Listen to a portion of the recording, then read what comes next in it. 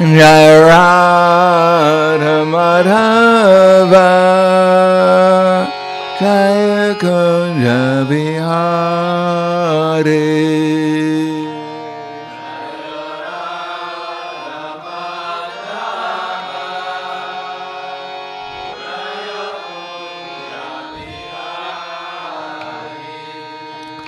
Jai Radha Madhava Jai Kunja Bihari.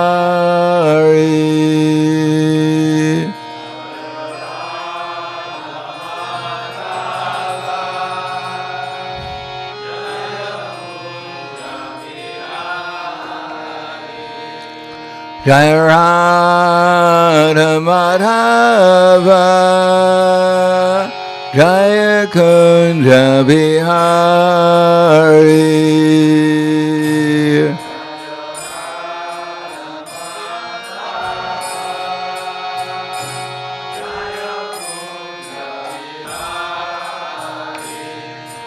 Gopijana Bhava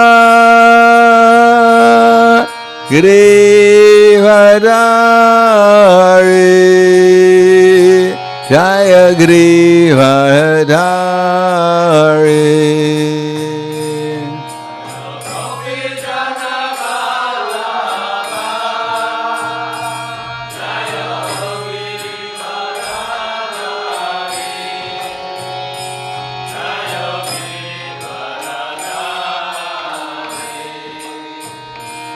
Gopijana Bhava Grivadari Jaya Grivadari.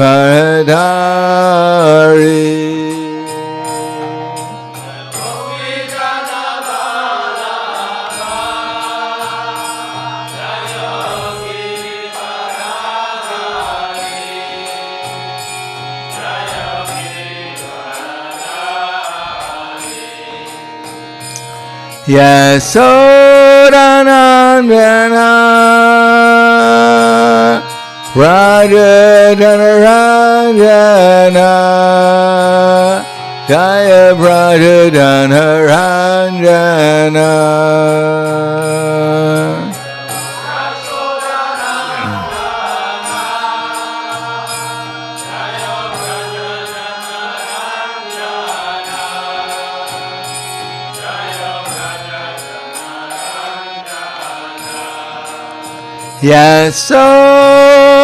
Yasodanandana Raja Dhanaranjana Jaya Raja Dhanaranjana.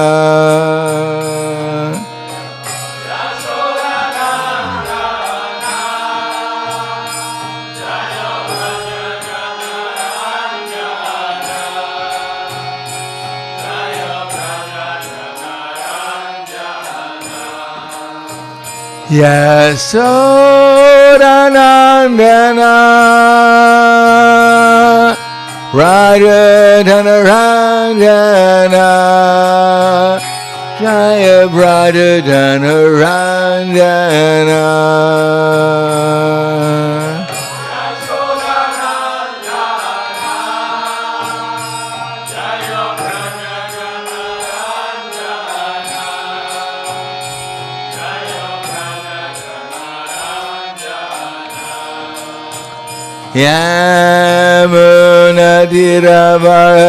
Yamunadiravarachari Jaya Kunja Bihari.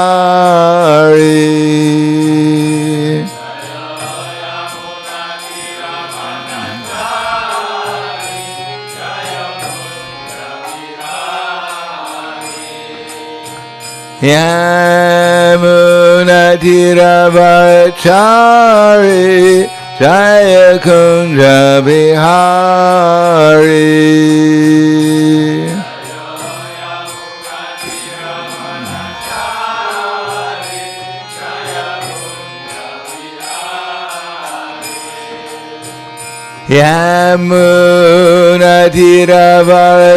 Yamunadiravarachari Jaya Kunja Bihari.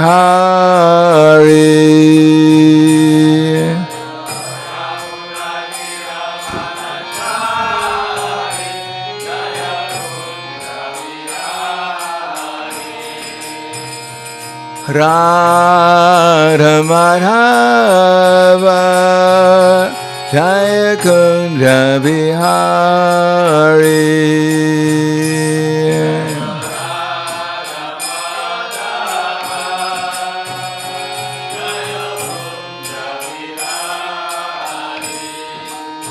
Jaya Radha Madhava Jaya Kunja Bihari.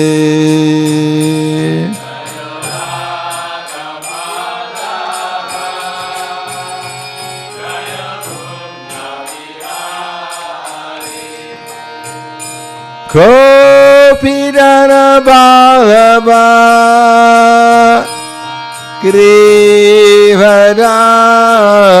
Grivadari Jaya Grivadari.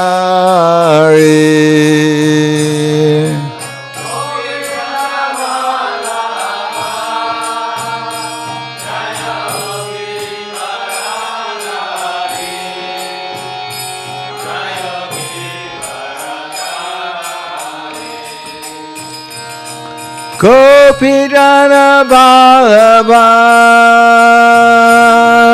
Grivadari Jaya Grivadari.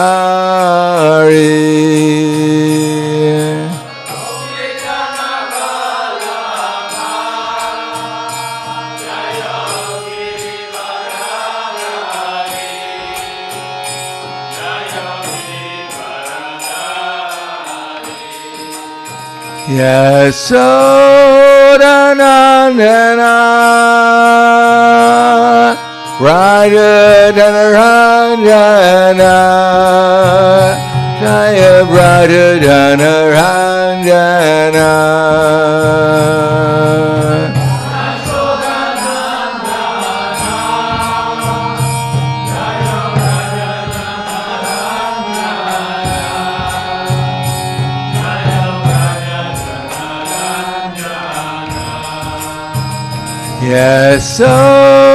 Yasodanandana Raja Dhanaranjana Jaya Raja Dhanaranjana.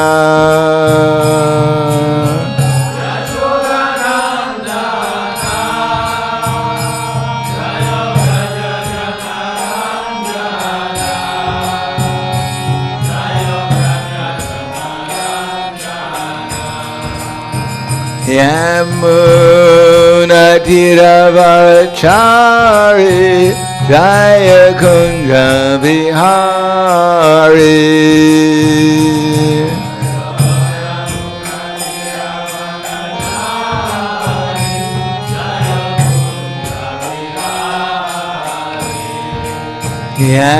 Yamuna Tiravachari Jaya Kunja Bihari.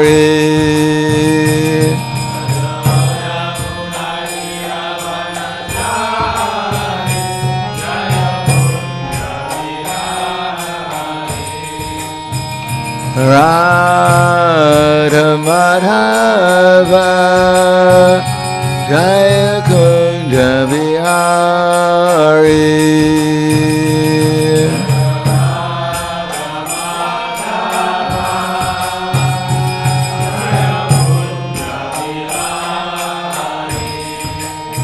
Jaya Radha Madhava Jaya Kunja Bihari.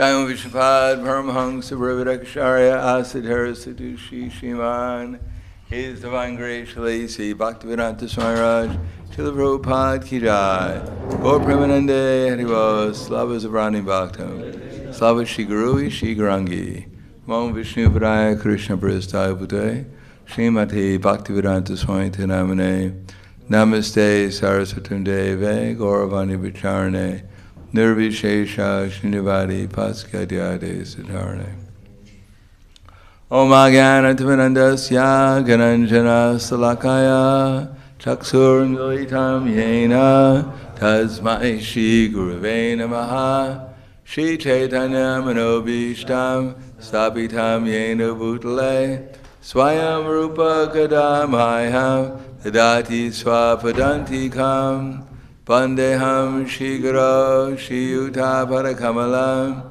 Shri Guru Vaishnavam Scha Shri Rupam Sagrajatam Sahagana Raghunatam Vitam Tam Sajivam Sadvaitam Savadutam Prijana Saitam Krishna Chaitanya Devam Shri Radha Krishna Padan Sahagana Lalita Shri Visakans Vitamscha Hey Krishna Karna Sindhu Dinabando Jagatpate Gopesha Gopika Kanta Radha Kanta Namostute Tapta Kanchena Gorangi Radhe Vrindavaneshwari Prishubhanu Siddhadevi Pranamami Hari Priye Vanchakapa Dhruvyascha Kripa Sinubhyevacha Patidanam Bhavanebhyo Vaishnavebhyo Namo Namaha Shri Krishna Chaitanya Pranityananda Shri Advaita Gadadhar Shivasadi Gaur Bhaktivinoda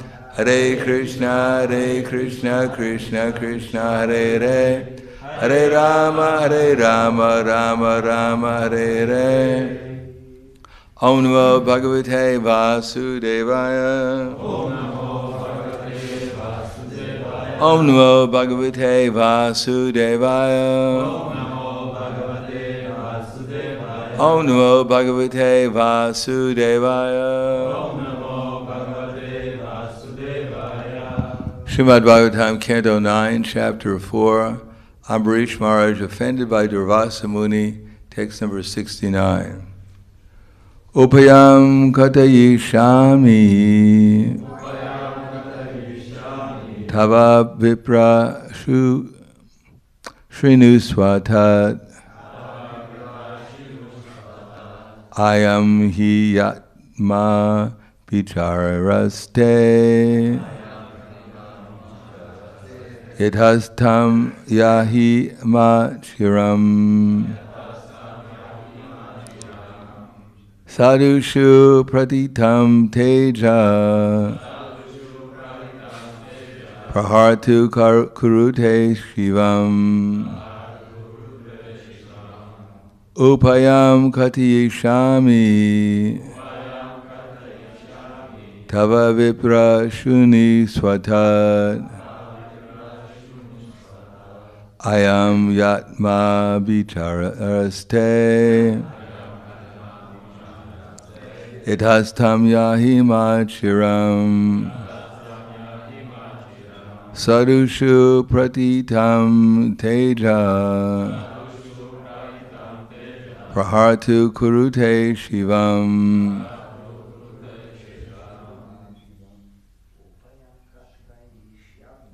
Upayam katisham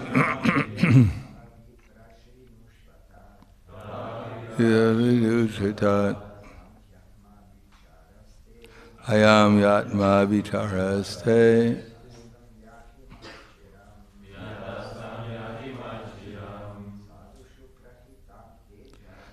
Yaditam teja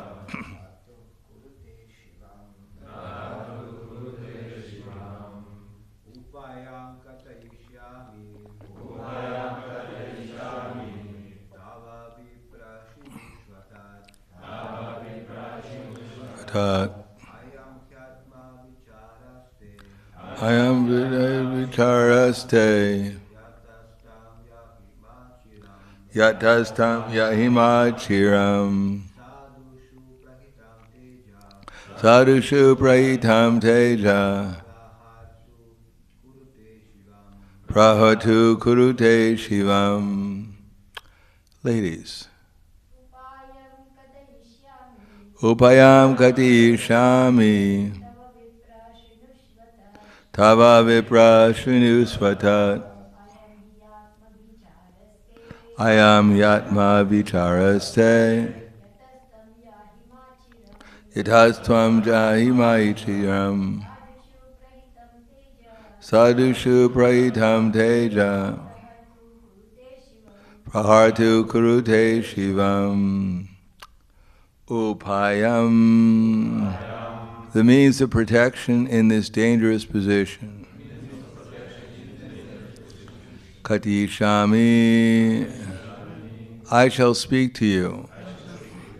Tava, of your deliverance from this danger. Vipra, O Brahmana.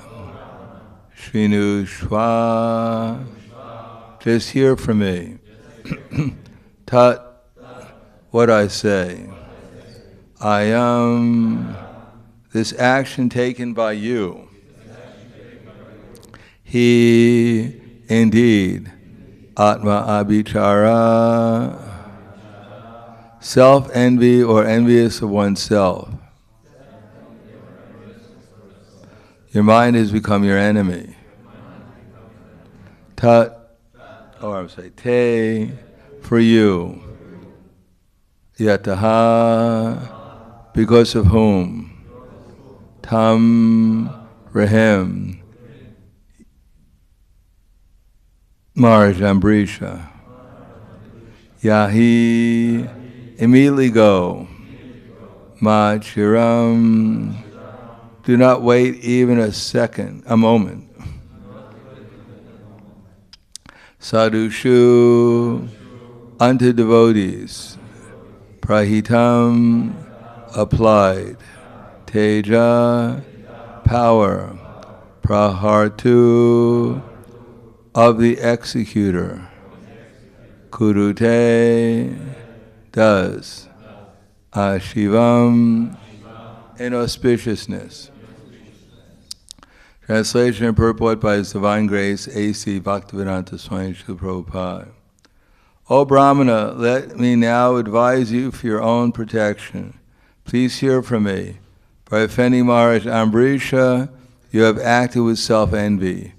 Therefore you should go to him immediately, without a moment's delay. One's so-called prowess, when employed against the devotee, certainly harms he who employs it. Thus it is the subject, not the object, who is harmed. Purport. A Vaishnava is always an object of envy for non-devotees, even when the non-devotee happens to be his father. To give a practical example, Hiranyakashipu was envious of Prahlad Maharaj, but this envy of the devotee was harmful to Hiranyakashipu, not to Prahlad. Every action taken by Hiranyakashipu against his son Prahlad Maharaj was taken very seriously by the Supreme Personality of Godhead, and thus when Hiranyakashipu was on the verge of killing Prahlad, the Lord personally appeared and killed Hiranyakashipu. Service to a Vaishnava gradually accumulates and becomes an asset for the devotee. Similarly, harmful activities directed against the devotee gradually becomes the ultimate cause of the performer's fall down. Even such a great Brahmana and mystic yogi as Durvasa was in a most dangerous situation because of his offense at the lotus feet of Maharaj Ambrisha, a pure devotee. So the translation again. O Brahmana, let me now advise you for your own protection. Please hear from me.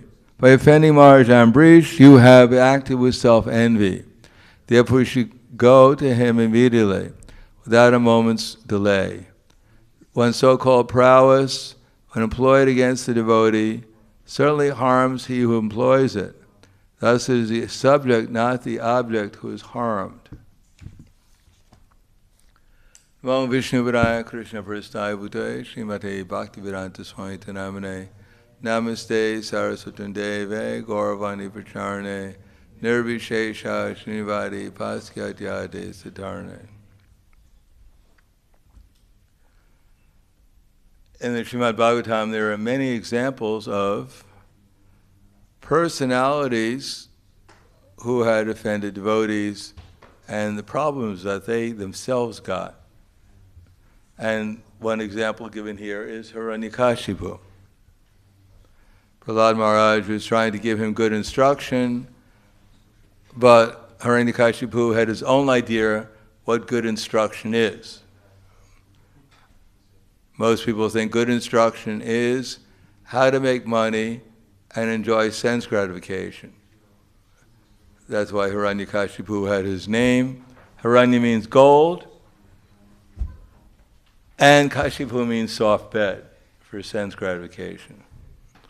So Hiranyakashipu was only interested in instructions how to get gold and enjoy sense gratification. As a matter of fact, according to Bhagavad Gita, 99.9% of the people in this world, that's what they're interested in.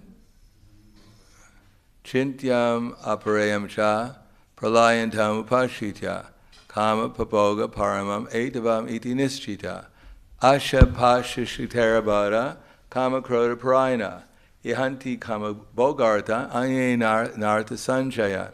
They believe that to gratify the senses unto the end of life is the prime necessity of human civilization, and therefore there can be no measurement for their anxiety. Being bound by hundreds and thousands of desires, they secure money by illegal means for sense gratification. So most people don't realize who they are, first of all, that we're spiritual beings, and they don't realize even what they're doing. They believe that they're actually the doers of the activities. For instance, I'm moving my arms, and I think these are my arms, and I'm moving them. We don't see the connection between ourselves and Krishna and the material nature. Therefore, in the end of the 13th chapter, Krishna says, Kshetra Kshetra Jnanam Antara Jnana Chakshusha Bhuta Prakriti Moksham Cha Yevidur Yanti Te Param. That one can see the difference between the doers, or the kshetra jnana, the knowers of the field and the field of activities, and know the process of liberation, he can attain the supreme goal. In other words, first of all, we have to recognize we're a spiritual being.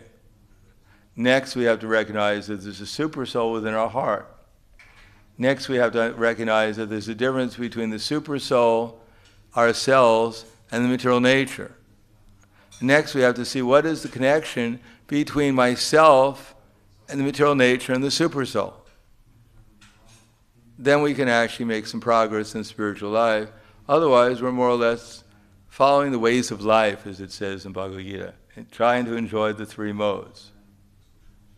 We may think that our activities are devotional, and they could be striving in some way towards devotion, which is also kind of devotional, but without consciousness of what's actually taking place, it's very unlikely we're actually in a mood of devotion. In other words, if we don't recognize where our consciousness is, then it's very unlikely we're going to get the intelligence to put our consciousness in the right place. What I mean by that is that unless we're conscious of things as they are, Krishna consciousness, which in one sense should be very simple, but when our consciousness becomes mixed up with the material nature, it becomes complicated. As Krishna says in Bhagavad Gita, Dhyayato Vishyam Pumsam. If we're looking around and we're not seeing Krishna, then we must be seeing something else. That doesn't mean that everyone we look at, we see holding a flute with a peacock feather in his or her head. Just like Kamsa was so absorbed in Krishna consciousness that every place he looked, all he saw is Radha and Krishna and Balaram. And therefore, when his two wives came before him, he took out his sword and said, now I'm going to kill you, Krishna and Balaram. He saw his wives as Krishna and Balaram. They said, wait a second, Kamsa, we're not your Krishna and Balaram, we're your wives. Oh, innocent mistake, you know. Anyone could mistake you for Krishna and Balaram. We're not talking about that. That's quite deep absorption in Krishna consciousness. We're just talking about seeing something beyond ordinary vision, being able to remember that everyone is at least Krishna's servant and that they have different bodies. That's the minimum. That's the, as it says, by Chanaka Pandit, Matrivat paradareshu paradwareshu losrivat atmavat sarabhuteshu yakpashiti sapandita. Only when we come to the human form of life do we give up this idea that everything is meant for my enjoyment. All the property I see is potentially mine. And especially the things I want, that's what I should try to get, because they'll make me happy. And everyone is meant for my sense gratification. That if someone is helping me in my sense gratification, then they're considered to be worthy of my respect. They're considered worthy of my, at least, appreciation. And anyone who's not helping me in my sense gratification, they're useless at best, and at worst, they're my enemy.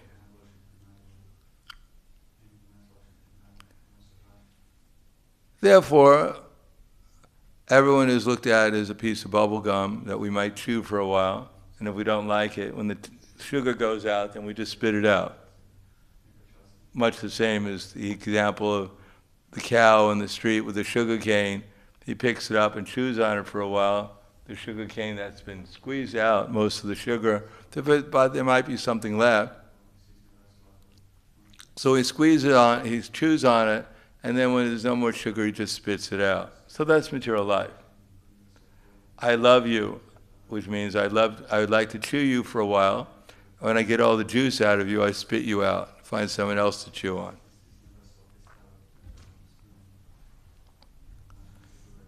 So as long as in Vedic culture, human culture, religious culture, was meant to stop thinking that people are just meant for me to chew on. When I get tired of them, then I spit them out. That's modern society. They think they're making progress, giving up all religious principles, all regulations, all sense of duty, and therefore just go and find anyone on the street and chew on them for a while. And if you don't like the way they take, if there's no more sugar then just spit them out. And if there's a few byproducts, like children or other things, and spit them out too.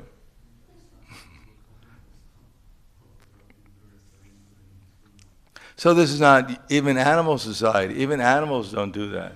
They're bound by the laws of nature. We don't find that the lion gets tired of the cubs and says, hey kids, go find go out. You haven't learned how to hunt? Well, practice makes better. Even the lion takes care of his cubs.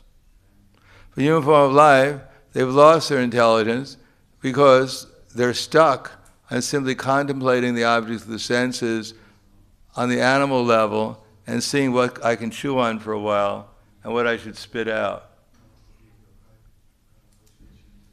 So they're contemplating the objects, and lust develops because material nature bestows lust upon the living entity. When he forgets Krishna, then the living entity is desiring to enjoy the material nature, but there's nothing in the material nature to enjoy. It's just a bunch of, Krishna's energies combined together that are with different material properties like earth, water, fire, air, ether, mind, intelligence, and false ego. There's nothing really to relish. If you found a bag on the street full of earth, water, fire, air, and whatever, and it had the right shape, would you take it home and say, oh, I love you?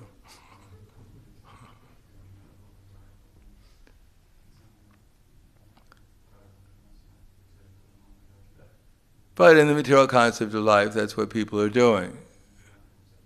They're playing around with each other in the name of so-called love, which is only there because lust has made it appear that something is attractive or beautiful.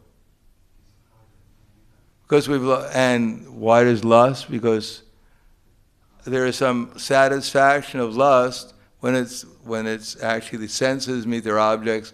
Temporarily, there's alleviation from the anxiety over trying to gratify our senses. And that's called happiness. And it goes on. From there comes greed. From there comes frustration when we can't satisfy our greed. And then delusion, then forgetfulness. And then we lose our intelligence. Spiritual intelligence. People think intelligence is how to build a better mousetrap. That's not intelligence. How to kill more mice. Real intelligence is how to chant Hare Krishna to the mouse and get him to become a devotee. That's real intelligence. That's the intelligence Krishna is trying to give us, but people don't want to listen to Krishna or his devotee. Like Hiranyakashipu, Prahlad Maharaj told him, Tat sadhu manye suryavarya dehinam sadasambudvigna dhyama satgrahat. Now we may think, well, Prahlad Maharaj, if he had any intelligence, he wouldn't have preached to his father. He was a big demon. He would have known he was going to get into difficulty.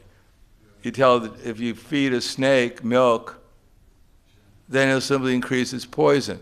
Milk and banana, of course, snakes like milk. They like bananas too. So you feed a snake milk and banana, it's just simply its poison will increase. So why do it? Why did Prahlad Maharaj waste his time telling his father the truth? Because Prahlad Maharaj was only 5 years old.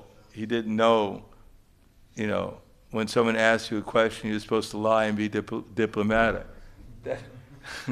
That's what his teachers were, Samarka and Sanandana, that's what they were trying to teach him, how to be diplomatic. But Prahlad didn't know that. Now we may say he had to learn the hard way. For Prahlad Maharaj, he already learned the highest truth, and he didn't really care. He told the truth. That my dear father, Tat sadhu mangne suryavarya dehinam. Oh, best of the big demons. He knew his father was a demon, a sura, against Krishna. I mean, his father never hid it. He never saw his father chanting japa. He never saw his father go to the temple and bow down before Vishnu. All he heard was bad words about Vishnu. So Prahlad knew he was a demon. But he also noticed that such demons like Hiranyakashipu, Tat sadhu manye suryavarya dehinam, sadat samudvigna dhyama satgrahat. He also saw samudvigna. He was full of anxiety. After all, Hiranyakashipu was always drinking, getting intoxicated. Now, if he was so powerful that even the demigods were afraid of him, why was he drunk all the time? What was he afraid of? Why was he drunk if he was, he had thought he had solved his problem, that he was never going to die, everyone was bowing down before him, he had nice food every day, maybe not offered to Vishnu, but it was the best that they had. Why was he always drunk? Because he was full of anxiety. Because anyone who's not Krishna conscious, doesn't matter how long they're going to live, they're going to be full of anxiety. There'll be something to be anxious about.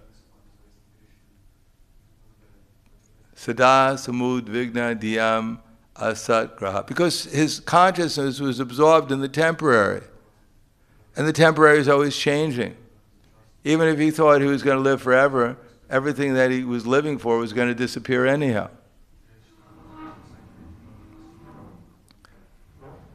So therefore Prahlad Maharaj told him, give up everything, go to the forest and chant Hare Krishna. But this is not what Hiranyakashipu was asking Prahlad. Just like we may give a class, people may come to the class. I mean, I remember one time it was one of the first classes I heard Prabhupada give in public was in Buffalo in 1969. Prabhupada came there in the beginning of 69. And we arranged, not me, I didn't arrange it, but the temple president arranged for classes at the university. And we had a big hall called Norton Hall. And Prabhupada came. I remember Prabhupada walked in. I was in Brahman realization because of his presence. And there were many students there. There were actually hundreds of students who came, trying to, because Swamis were in at that time. Were people wanted to see who Swami was. Maybe he could float in the air or something, or give benedictions, and everyone would become mystically elevated. So they came because the Swami was coming. And Prabhupada started to talk, and, well, first Prabhupada played the mridanga, which is one of the few times I saw Prabhupada play the mridanga after his heart attack. But they had kirtan, everyone stayed for the kirtan. And then Prabhupada started to talk about God and love of God. And at least, 70% of the audience got up and left. I mean, to say the word, if you use 4-letter words at that time, it was respectable. You were a gentleman. But if you say the word God in public, people would turn red and embarrassed and walk out. They'd cover their ears. Oh, I heard that nasty word. Start chanting, Hare Kashipu, Hare Kashipu. Save me, Rakangsa. So they got up and left, and Prabhupada wasn't fazed at all. He just went on with his speaking about God. And I was saying, Prabhupada, don't you realize, people don't want to hear about God. But that's the only reason why Prabhupada came. So maybe someone wanted to hear about God. At least his disciples didn't get up and leave. They wanted to hear about God. So Prahlad didn't stop. He told them the truth. Tat sadamanye suryavari denam sada samudvigna dhyama satgraha hidvatma patam griham andakupam. Just get up. You're in the blind well of sense gratification. You're not happy. What do you mean I'm not happy? Want to go out and fight, kid? I'm completely peaceful and happy. Give me some more liquor. Atmatva putam griham andakupam. Vanam kato yad darim ashri. Take shelter of Vishnu. So Prahlad, Hiranyakashipu threw Prahlad off his lap and ordered that he be killed. That's the last thing Hiranyakashipu wanted to hear. So similarly, we have to see where our consciousness is. Oh, Hiranyakashipu, boo. Where's our consciousness? How much do we really want to hear about we shouldn't be hankering and lamenting, that we should be worshiping Krishna? Because it's our offenses against others, believe it or not. I don't offend any devotee. Matter of fact, as soon as devotees come, I immediately leave. That way I never offend anyone. No, as soon as we forget Krishna, our life is offensive in some way or another. As soon as we forget Krishna, then in some way or another, we're trying to become the Lord of material nature, Lord of something. And therefore we become envious of those who are trying to tell us what to do, and we become envious of those who don't listen to us when we tell them what to do. So as soon as we want to become the Lord and the enjoyer in this material world, we become envious and we become offensive. It may be very subtle. We may do it in such a way as that people actually think we're quite advanced. We're gentlemen or ladies. But it's just a game. It's just a game of enviousness. Let me see if I can allure you and gratify my senses with you. Sure, I'll let you do that so I can allure you and gratify my senses with you. All in the name of love. But that's how the material world works.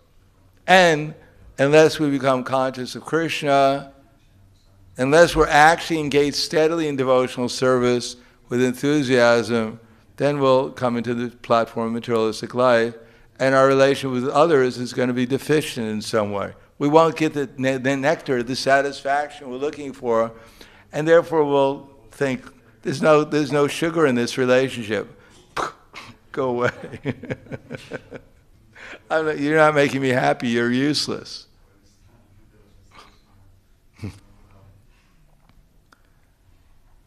Instead of, I'm trying to make you happy by giving you Krishna, and therefore you're the object of my service rather than my object of exploitation. But that takes to become hear and understand and apply, try to apply within our lives. We may not get the full character of a pure devotee. As soon as we walk, wherever we go, we carry Krishna in our heart. But at least we should make progress towards that. And that depends upon our relationships with the material nature. And ultimately, the material nature is supposed to be utilized in service to Krishna, service to Krishna's devotees, service to the innocent, and we're supposed to take the material nature away from the non-devotees if we can and use it in Krishna's service. So it's a relationship ultimately, but it also entails utilizing Krishna's energies in Krishna's service for Krishna's pleasure, which means to help devotees become more Krishna conscious, help the innocent, and not feed the enviousness of the demons unnecessarily. And if we try to do that, we give up contemplating the objects, and we put Krishna consciousness there, that this is an object of my service rather than an object of my sense gratification. So it's difficult. Therefore, there's household life. So man and woman can get together in Krishna consciousness, try to become Krishna conscious, try to realize how they're trying to exploit each other all the time, and try to substitute Krishna consciousness so that gradually the relationship turns spiritual. Not that now we're married and we have a vacation for 25 years in Maya.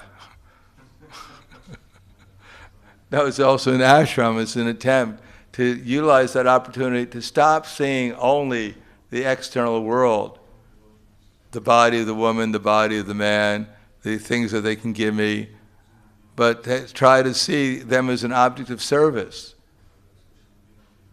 The children as an object of service, even the pets as an object of service, in Krishna's service. Then the relationship becomes sweet because it's based on Krishna consciousness. Then everything turns spiritual, including the wife, the children, the home, everything. In the presence of Krishna, everything becomes tasty and spiritual. And without service to Krishna, without enthusiastic service to Krishna, everything becomes material and simply an attempt for exploitation until the sugar is out and we spit it out. And the result is, sometimes we hear about Hiranyakashipu offending Prahlad, or we hear about Ramachandra Khan offending Haridas Thakur, or offending Lord Nityananda, and we think, oh, these people are rascals. They are rascals, and we're also rascals. Otherwise we wouldn't be in the material world too, along with all these other rascals.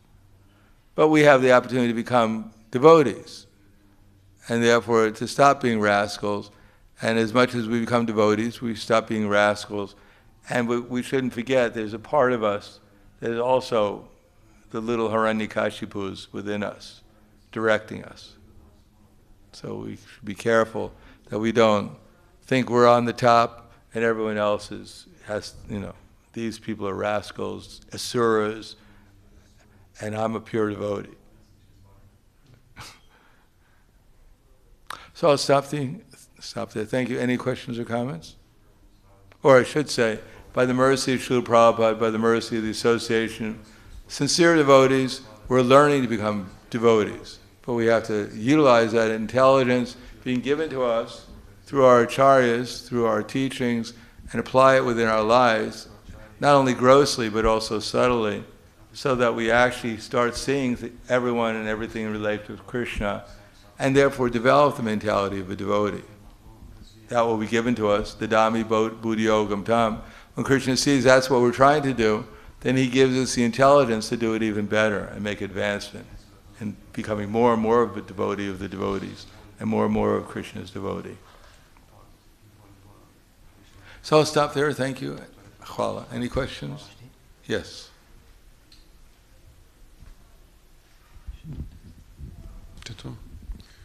So there's a question on internet from... Well, there's one question here too. We'll take the live questions first. Thank you for inspiring lecture.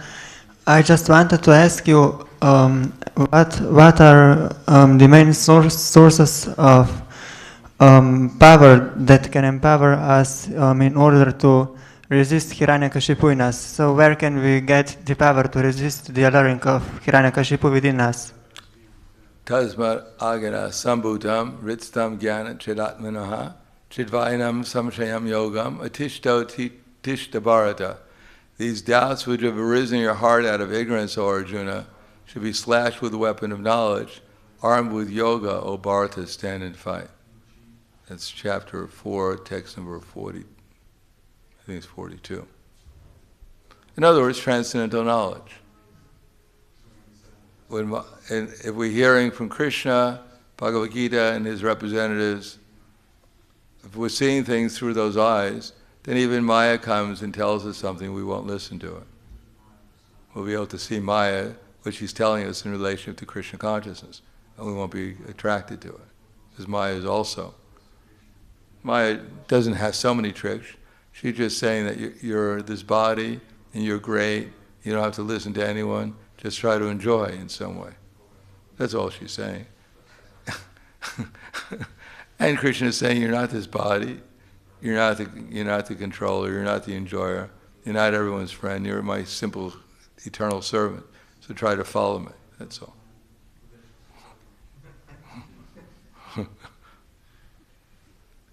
Okay, Sri Devi.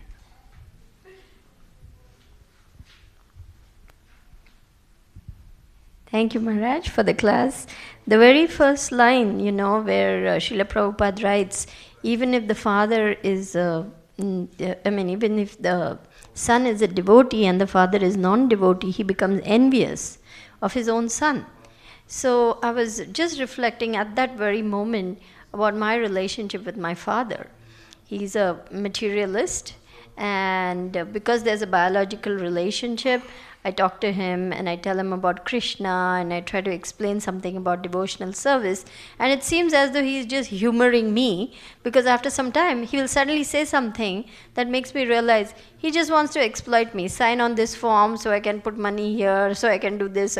So he sees me as his daughter to be used for his own schemes, and I see him as my father, and so I'm trying to help him become Krishna conscious. So it's like a tug of war. And sometimes I wonder whether there's any point in going on like this. No, there's no point. You're wasting your time. It's called preaching to the unfaithful. It's called preaching to the unfaithful. It's one of the offenses against the holy name. I mean, 3 times you can try it, and then after that, it's just a waste of time. You just it becomes called material sentiment. Oh, I'm such a nice devotee, I'm so powerful, Eventually he'll get the message because, of my potency or whatever. But it doesn't work that way. Better to try to relate to him in reality rather than, it doesn't mean that you tell him you're my dear father, you're a dog or a cat or a hog. It means you act realistically towards him. Rather than waste your breath trying to preach to him, stop it. Find some common interest and don't allow him to exploit you. But that's the thing. What's the common interest? For me, it's only Krishna. I mean, there's nothing else for me except to talk about Krishna. Well, if you're such an advanced, pure devotee, then Krishna will give you the intelligence what to tell him. Billions of lifetimes I'll have to wait for that. So if you ask Krishna for the intelligence, then just like my mother, she had no interest at all in Krishna consciousness. She had some, she believed in astrology or whatever, or Ayurveda, but all completely on the mundane platform. She believed in fairies or something. So one time after like 50 years of being in the movement, 40 years or something, one day she asked me, she said, "What do you believe?" And then she said, no, don't tell me, I'm not. The closer she ever got to becoming inquisitive. So I never talked to her about anything about Krishna consciousness. We just talked about one thing we agreed on was health. Oh, She was completely into health, okay. what kind of nutrients to take and things like that, what kind of exercise to do. She was completely into nothing else. So that's all I ever talked to her about. Right. Why should I waste my time? Right.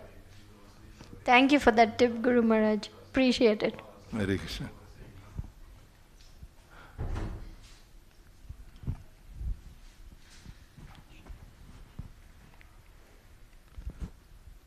Hare Krishna. Thank you, Maharaj. I would like to share my experience with my father. So about more than 9 years ago, my father wanted to throw me out of apartment. I lived with my parents at that time, and I was bringing home prasadam and sharing with my parents and giving them prasadam. And after a few years, my father came to my temple that I'm coming from Rijeka, and we did service in temple. We did electrification of temple, and he did the service for Jagannath, Baladev, and Subhadra also. So, but he got a lot of prasadam, and he said when we were on festivals, we were taking home Charanamrita, and I said to him, "Here is nice juice, please take it." And he was drunk, and he said, "It is the best beverage that I have ever drink it, and I could drink it every day." So I said, yes, next life, the best. So just I advise to everyone, when there is someone with the same trouble, I say just bring your parents prasad. Prasadam will soften the heart, and then preaching could come on. That is my experience. Good, thank you. Do we have a question from the internet?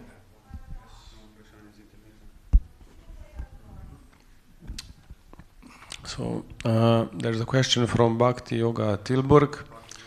He says, Hare Krishna Maharaj, question: why are there innumerable spiritual planets? Why does not everyone eventually go back to Krishna Loka, if that is the highest? Well, not everyone wants to go to Krishna Loka. We have an eternal rasa. It may be in Vaikuntha, or maybe in Ayodhya, it might be in Dwarka. Why would we want to go to some place that we wouldn't fit in?